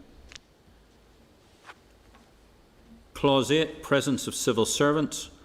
Advise members the bill sponsor is proposing one amendment to Clause 8 to adjust the wording of the clause to make it more compatible with terms used elsewhere in the bill. Is the committee content with the amendment proposed by the bill sponsor to Clause 8? Agreed. Agreed. Against? Clause 8. But the question, is the committee content... Chairman, is that 1 against or 3? I think that was... Chair, I think That was just a clause that you were talking about. Yes. Yeah, that was just the amendment. Yeah, that's the amendment. Yeah. The amendment. We're just doing the clause now. The clause now. We're doing the clause now. Okay. Clause, is the committee content with Clause 8, subject to the amendment proposed by the bill sponsor? Those in favour raise their hands. Oh, Malusa, well done. Out of the posse. Those against? Okay.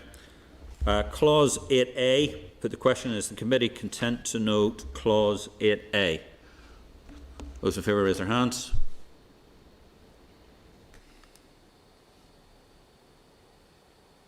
Those against? Can I just, you're proposing that we note Clause 8A? I didn't say that. I said I'm putting this, the committee content to note Clause 8A. Yeah. So the vote is on whether we're content to note rather than... Yes. Yes. So can I just ask for clarification? We didn't formally consider the evidence for 8A. And what is the, I mean, voting against noting it does what? About noted it? Is that you've noted it?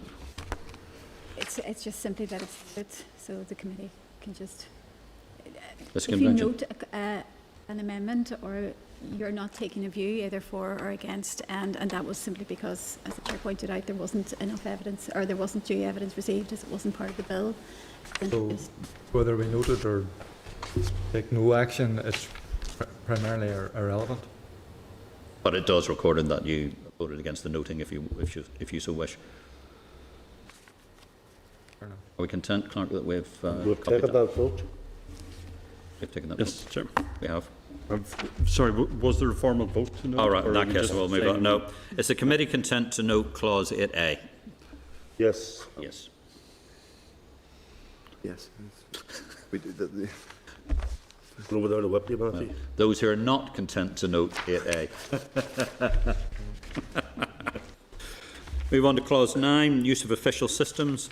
Bill sponsor is proposing one amendment to Clause 9 to change the focus from the use of non-official systems per se to the failure to record the use of non-official systems within a reasonable time period, and to introduce reasonable behaviour and public interest defence. To the amendment, is the committee content with the amendment proposed by the bill sponsor to Clause 9? Agreed? Content? Okay. So, to Clause 9, is the committee content with Clause 9 subject to the amendment proposed by the bill sponsor? Those in favour raise their hands. Those against?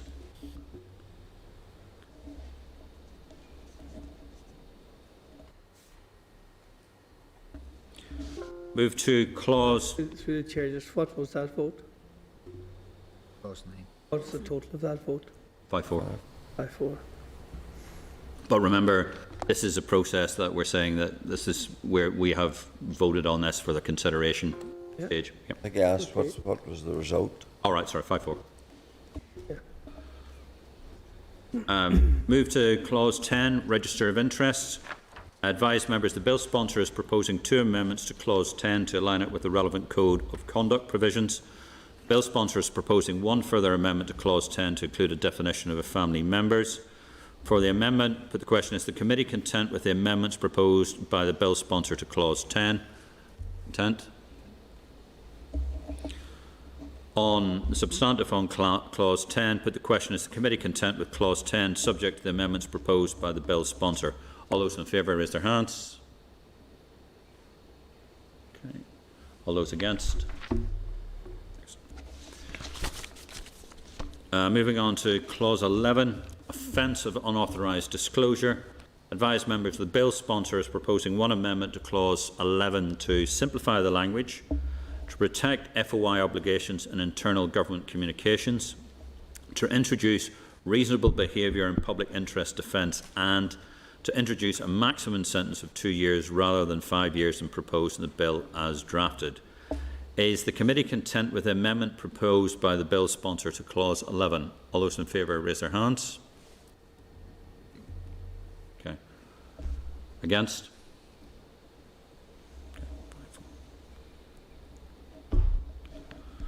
We move on to clause 11.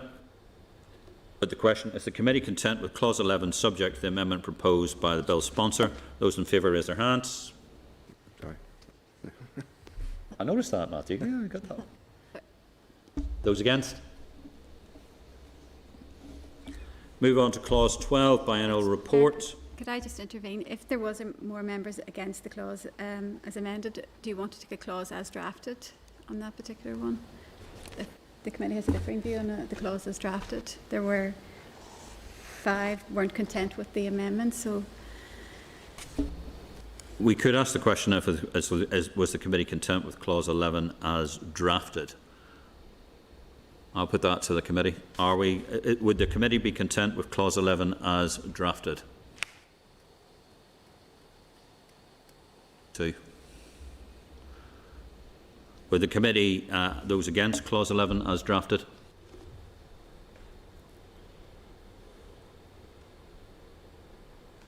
Okay. Abstentions. Any abstentions? Okay. Claire, does that clarify that point?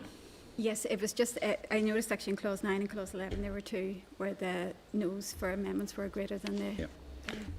Could you? I didn't get your vote, Chair. Sorry on that. No, that was against that one. And sorry, also, Chair, in relation to clause 9, I think it was similar situations. You Yes. may want to go back and visit it as drafted. Committee, would we ask the question again on clause 9? Is the committee content with clause 9 as drafted?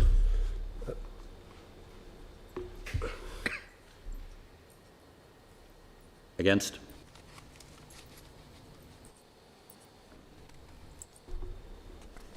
Abstentions, Chair. Abstentions? 1. I can move on to clause 12, the biennial report. Advise members, the bill sponsor is proposing one technical amendment to clause 12. Put the question, is the committee content with the amendment proposed, the bill sponsor to clause 12? Read. Clause 12. Put the question, is the committee content with clause 12, subject to the amendment proposed by the bill sponsor? Those in favour raise their hands. Those against? Chair, have you noted 11? 11A. Yeah. 11A? Yeah. It'll be at the end, Chair. That'll be at the end, yeah. Okay, move on to clause 13, commencement. Is the committee content with clause 13 as drafted? Those in favour raise their hands. Those against? Clause 14, interpretation. Advise members, the sponsor is proposing an amendment to clause 14 to provide a definition of family member. The bill sponsor is proposing a further amendment to clause 14 to provide a definition of department. The amendment, is the committee content with the amendments proposed to the bill sponsor to clause 14? Yes. Content. Clause 14 then. Put the question, is the committee content with clause 14 subject to the amendments proposed by the bill sponsor? All those in favour raise their hands. Those against? Clause 15, short title, The Functioning of Government Miscellaneous Provision Acts Northern Ireland 2020. Is the committee content with clause 15 as drafted? Those in favour raise their hands. Those against? You vote against the title. It seems daft. It's either a title or it isn't. Thank you for your remarks. Duly noted, Mr. Wells, honourable member from Southdown. Right. Next item, transitional provisions termination payments. The schedule. Is the committee content for the schedule as drafted? Those in favour raise their hands. Against? Thank you. The long title of the bill.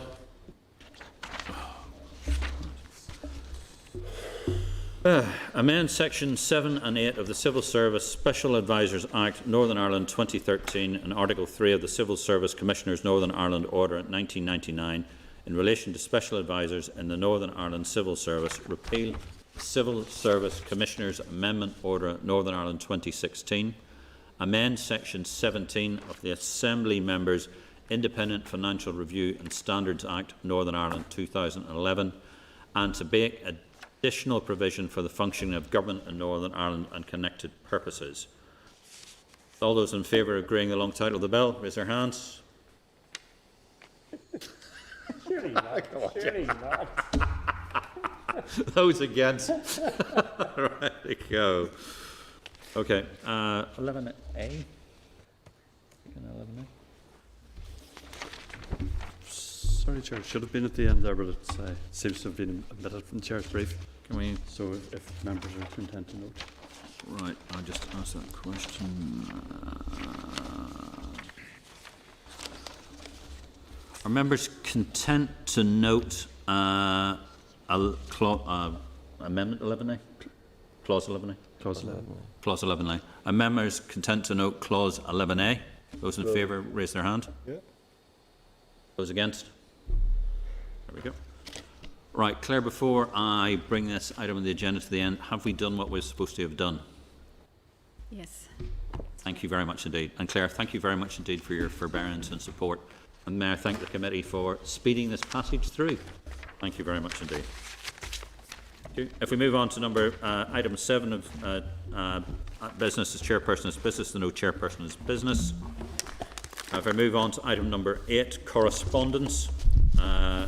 Response from the Department of Economy regarding personal protective equipment, page 491.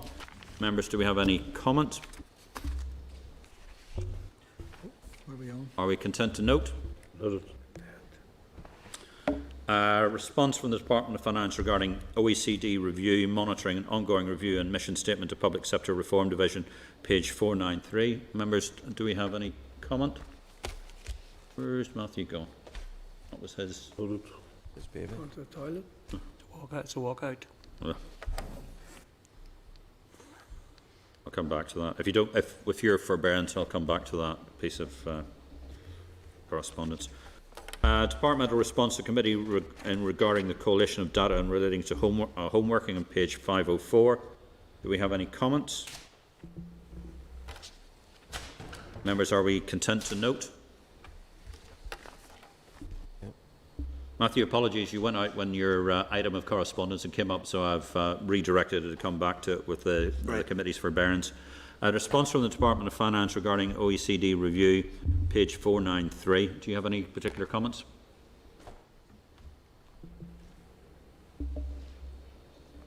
Ask members if therefore are we content to schedule an oral evidence from OECD following the Halloween recess. Are we content? Okay. From the OECD itself? I suppose there's a slight concern that the person who did the study might not still be there, but if they're there, it'd be great to hear from them. If I ask you to go to the table papers at page 8. Okay. This is some correspondence that's come in from the Minister. Just want you to have a note of that. If you just give me a bit of seconds when I bring it back up.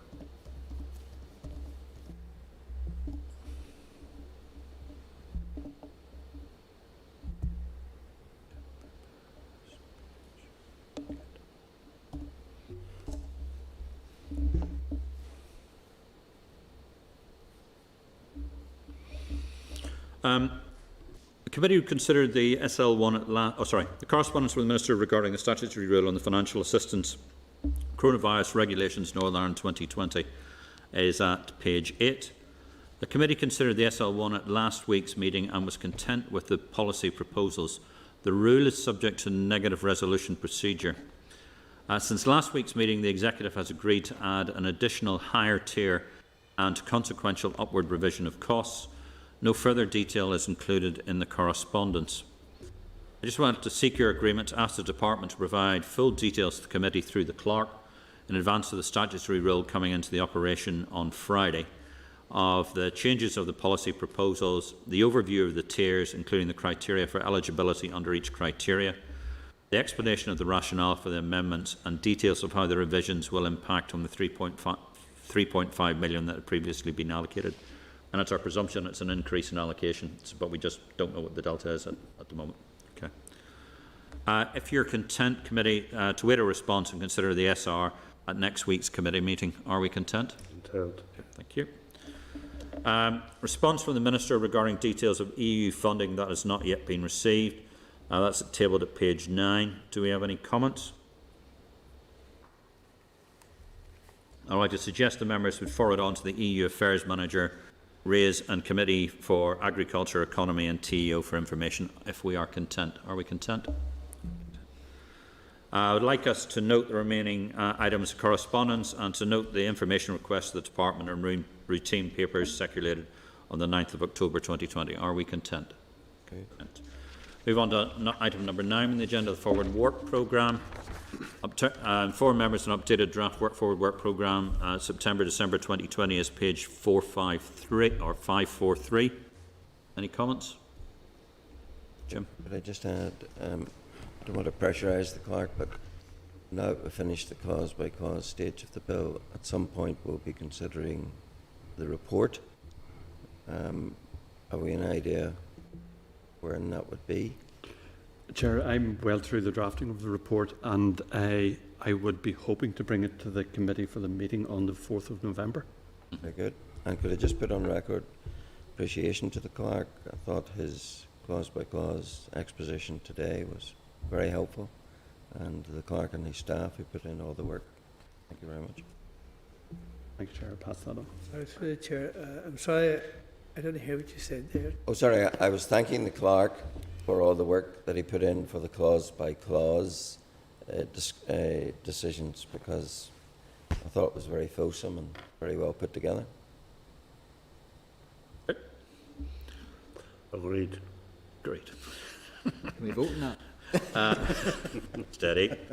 Remind members that the Minister has confirmed his availability to provide oral evidence to the committee at next week's meeting on the impact of the cancellation of the UK budget, tabled at page 13. I think for that very valuable session we had earlier on about the estimates, there are a few questions that I think we agreed from there that we'd like to forward to the Minister as well to ask some questions about. Particularly, I think, was the issues about implications of the finance bill or the non-finance bill, as it looks as if it is being. The second question was particularly to look at the amount of money that we are expecting and were asked for what's going to happen from the 1st of January and the significant implications of that and the opportunities to do that. And I think the other issue we wanted to talk about is ask the Minister to outline what his proposals are about transferring, looking at the opportunities to have flexibility to transfer capital to resource and to do that, and also to look at what he's asking for and carry forward. Have I missed anything? The internal market bill? Oh yes, the internal, yeah.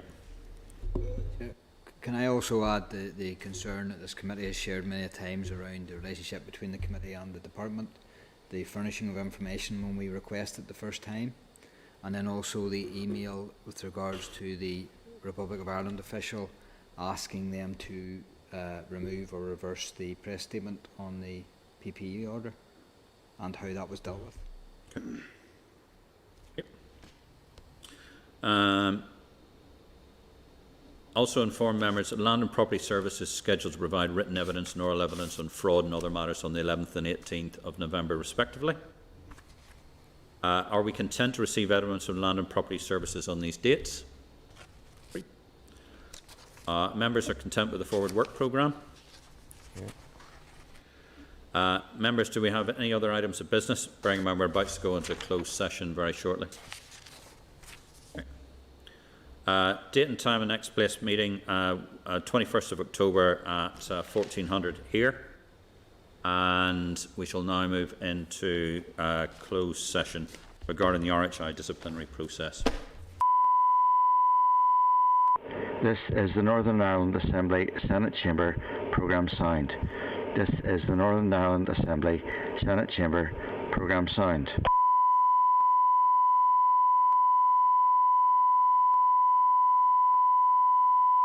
This is the Northern Ireland Assembly Senate Chamber Programme Sound.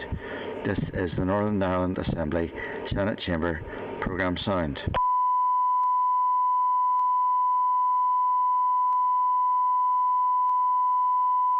This is the Northern Ireland Assembly Senate Chamber Programme Sound. This is the Northern Ireland Assembly Senate Chamber Programme Sound.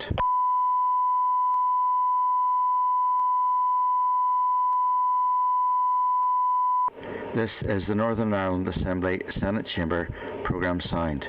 This is the Northern Ireland Assembly Senate Chamber Programme Sound.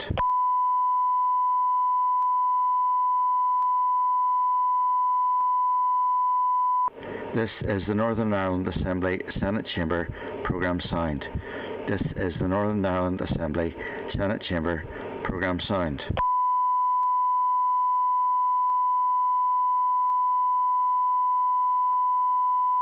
This is the Northern Ireland Assembly Senate Chamber Programme Sound. This is the Northern Ireland Assembly Senate Chamber Programme Sound.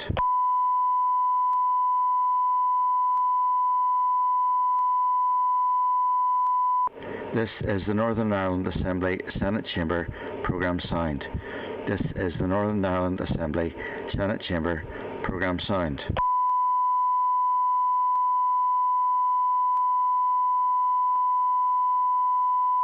This is the Northern Ireland Assembly Senate Chamber Programme Sound. This is the Northern Ireland Assembly Senate Chamber Programme Sound.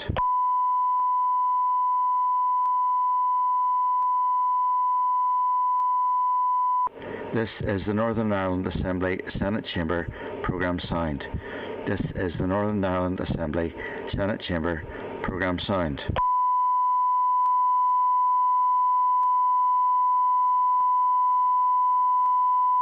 This is the Northern Ireland Assembly Senate Chamber Programme Sound. This is the Northern Ireland Assembly Senate Chamber Programme Sound.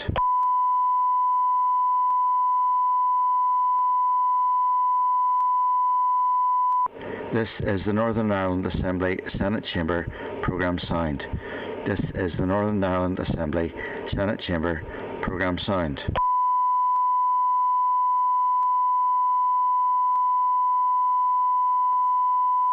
This is the Northern Ireland Assembly Senate Chamber Programme Sound. This is the Northern Ireland Assembly Senate Chamber Programme Sound.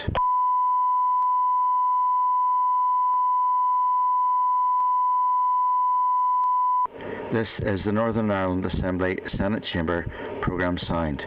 This is the Northern Ireland Assembly Senate Chamber Programme Sound.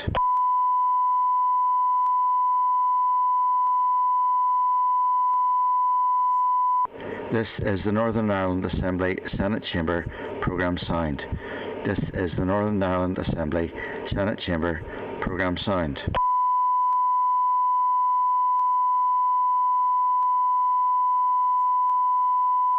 This is the Northern Ireland Assembly Senate Chamber Programme Sound.